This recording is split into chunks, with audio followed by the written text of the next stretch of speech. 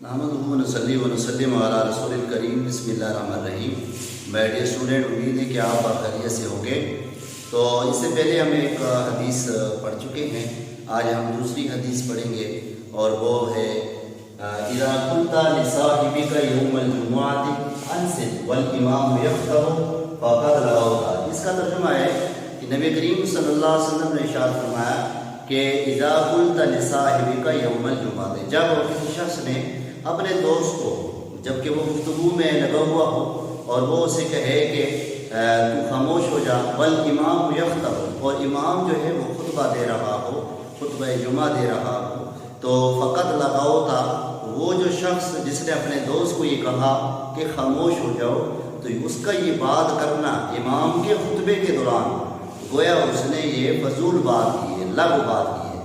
تو اس حدیث مبارکہ میں نبی کریم صلی اللہ علیہ وسلم نے جمعے والے دن یعنی امام کو یہ تلقین کی ہے کہ جب امام خطبہ دے رہا ہو، واعظ و نصیحت کر رہا ہو، علم کی بات سکھا رہا ہو، تو اس وقت اس مجلس میں، اس محفل میں تو کسی شخص کو یہ اجازت نہیں ہے کہ اگر کوئی دو شخصوں کو پاس بیٹھے ہوئے گفتگو کر رہے ہوں اور وہ شخص تیسرا اسے ان دونوں کو کہے کہ خاموش ہو جاؤ، یہ بھی گوارا نہیں ہے اس کا یہ کہنا کہ ان دونوں کو خاموش کرانا، یہ جبکہ اس نے یہ فضول بات کی ہے۔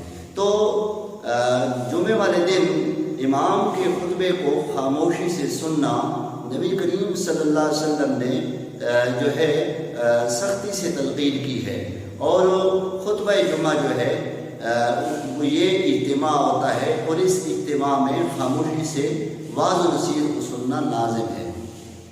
اور اسی طرح کچھ پوائنٹ میں نے لکھے ہیں۔ سب سے پہلے یہ ہے کہ یہ آداب مجلس ہے، آداب مجلس ہے کہ کسی بھی مجلس میں اور جب کوئی لیڈر، جب کوئی امام پیشوا کوئی بات کر رہا ہو تو اس مجلس میں جتنے بھی افراد ہوں ان کو چاہیے کہ جو بات سمجھائی جا رہی ہے، جو بات بتائی جا رہی ہے، جو بات کہی جا رہی ہے، تو ان تمام افراد مجلس کو خاموشی کے ساتھ، ادب کے ساتھ اور غور و فکر کے ساتھ اس بات کو سننا چاہیے۔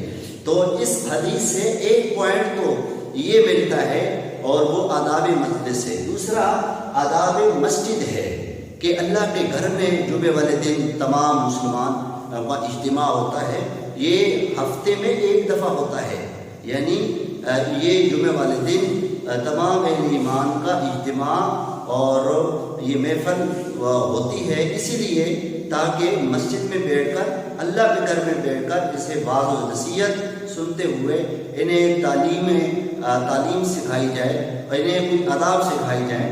تو اس لیے اس حدیث سے ایک پہلو تو یہ بھی واضح ہوتا ہے کہ یہ آداب مسجد کی بھی خلاف ہے کہ اللہ کے گھر میں بیٹھ کر کوئی دنیا کی بات کی جائے، اللہ کے گھر میں بیٹھ کر کوئی گفتگو کی جائے، جبکہ اللہ کے گھر میں صرف اللہ کا ذکر کیا جائے، اللہ کے محبوب حضرت محمد صلی اللہ علیہ وسلم پر درود بھیجا جائے یا خاموش رہا جائے۔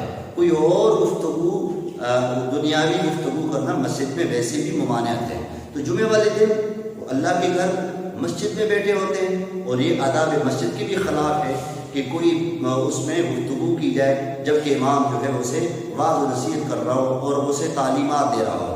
تو اس کے بعد تیسرا پوائنٹ ہے علم کا ادب۔ علم کا بھی پہلا ادب یہی ہے کہ علم کی بات کو خاموشی سے سنا جائے، جب علم کی بات کو دھیان سے سنا جائے، علم کی بات کو خاموشی سے، اور دو اس میں حکم ہے، علم کی بات خاموشی سے سننا، نمبر 2 اور دھیان سے سننا، خاموشی سے سننا اور دھیان سے سننا یہ ضروری ہے۔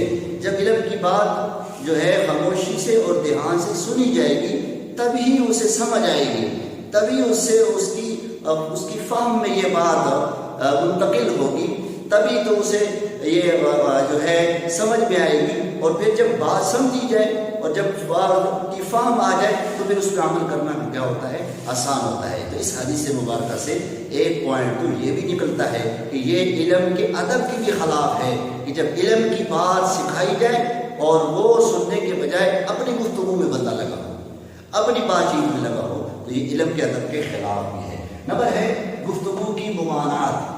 مجلس میں محفل میں بیٹھنا اور کوئی بات بتائی جا رہی ہو، کہی جا رہی ہو، امام یا پیشوا اسے بتا رہا ہو، جبکہ وہ خود اپنی گفتگو بھی لگے ہوں، تو رسول اللہ صلی اللہ علیہ وسلم نے اس کی ممانعت فرمائی ہے۔ اس کے بعد وہ پانچواں جو پوائنٹ ہے وہ بعض نصیحت میں سماعت کی یکسوئی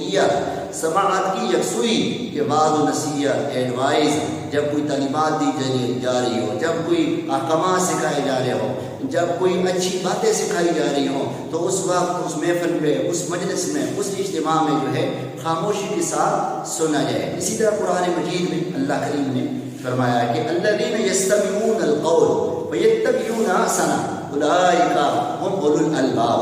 اللہ تعالیٰ نے فرمایا کہ وہ لوگ جو بات کو خاموشی سے سنتے ہیں پھر اس کو اچھی طرح اس پہ عمل کرتے ہیں، یہی لوگ ہدایت والے ہیں، یہی لوگ عقل والے ہیں۔ تو اس لیے علم کی بات، اس لیے ادب کی بات، اس لیے احکامات مسائل اگر سکھائے جا رہے ہوں، بعض و نصیحت کی جا رہی ہو، تو اس کو یکسوئی کے ساتھ، خاموشی کے ساتھ اور ادب کے ساتھ سنا جائے۔ اس کا اگلا پوائنٹ ہے اس حدیث میں سے جو نکلتا ہے وہ بات دھیان سے نہ سننے کا نقصان۔ محفل میں، مجلس میں آداب تو یہ ہے کہ بات کو اچھی طرح سنا جائے۔ اگر بات اچھی طرح دھیان سے غور و فکر سے نہیں سنیں گے تو اس کا نقصان کیا ہوگا؟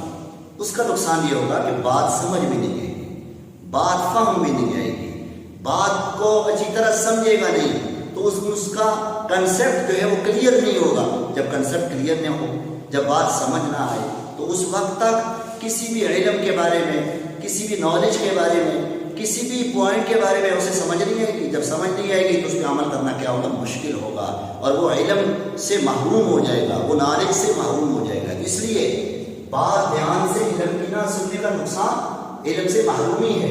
اگلا پوائنٹ ہے اللہ تعالیٰ کی رحمت کا ذریعہ۔ نبی کریم صلی اللہ علیہ وسلم نے ارشاد فرمایا کہ جب کسی محفل میں اللہ کا ذکر ہو اور اللہ کے حبیب کا ذکر ہو تو ایسی مجلس کو، ایسے اجتماع کو فرشتے گھیر لیتے ہیں، اور ایسی مجلس اور ایسی محفل میں اللہ تعالیٰ کی رحمت کا نزول ہوتا ہے اور فرشتے اس کو گھیر لیتے ہیں۔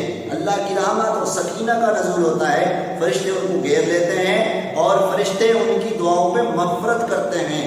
تو اللہ کے محبوب نے فرمایا ایسی محفل جس میں اللہ کا ذکر ہو، ایسی محفل جس میں اللہ کے محبوب کا ذکر ہو، تو ایسی محفل کے لوگوں کی بخشش کر دی جاتی ہے۔ تو اگلا پوائنٹ ہے علم کی مجلس جنت کی پھلواری۔ نبی کریم صلی اللہ علیہ وسلم نے فرمایا کہ جب تم جنت کے باغوں سے گزرو تو خوب چلو۔ آپ صلی اللہ علیہ وسلم نے فرمایا کہ جب تم جنت کے باغوں سے گزرو تو خوب چلو۔ صحابہ کرام نے پوچھا یا رسول اللہ صلی اللہ علیہ وسلم، جنت کے باغ کیا ہیں؟ جنت کی پھلواریاں کیا ہیں؟ تو آپ نے فرمایا وہ علم کے حلقے ہیں، علم کی مجلس ہیں، یعنی علم کی مجلس کو رسول اللہ صلی اللہ علیہ وسلم نے جنت کی پھلواریاں کہا ہے۔ علم کی مجلس کو نبی پاک صلی اللہ علیہ وسلم نے جنت کے باغات کہا ہے۔ اس لیے فرمایا کہ جب اس سے گزرو تو خوب چلو، مطلب علم کی مجلس، علم کی محفل میں بیٹھ کر علم حاصل کرو۔ تو اس حدیث مبارکہ میں یہ تمام پوائنٹ اور بھی جب کہ نکلتے ہیں تو چند میں نے 8 پوائنٹ وہ ذکر کر دیے ہیں۔ ایک بات آخری جو میں کہنے لگا ہوں اس حدیث مبارکہ میں، ایک تو جمعے والے دن امام خطبہ دے رہا گفتگو سے منع کیا گیا ہے، جبکہ اس شخص کو بھی منع کیا گیا ہے جس نے ان 2 بندوں کو گفتگو میں دیکھا اور اسے کہا انصت، خاموش ہو جاؤ۔ اللہ کے رسول نے فرمایا اس نے بھی فضول بات کی ہے، اس نے بھی فضول بات کی۔ کیوں؟ کہ لوگوں کی توجہ جو ہے اس کی طرف ہو گئی ہے اور امام جو خطبہ دے رہا ہے اس سے ہٹ گئی ہے۔ کتنا بڑا نقصان ہو گیا۔ اس لیے جب جمعے والا دن ہو تو کوشش کرنی چاہیے کہ آپ سب سے اگلی صف میں بیٹھنا چاہیے، امام کے قریب بیٹھنا چاہیے، اور جو وہ گفتگو کر رہا ہو، واعظ و نصیحت کر رہا ہو، وہ ایڈوائز کر رہا ہو، اس کو خاموشی کے ساتھ اور توجہ کے ساتھ سننا چاہیے۔ اللہ تعالیٰ ہمیں عمل کی توفیق عطا فرمائے۔ اس کی جو ہے مزید پھر ہم آگے سوالات کو حل کریں گے۔ وآخر دعوانا الحمد للہ رب العالمین۔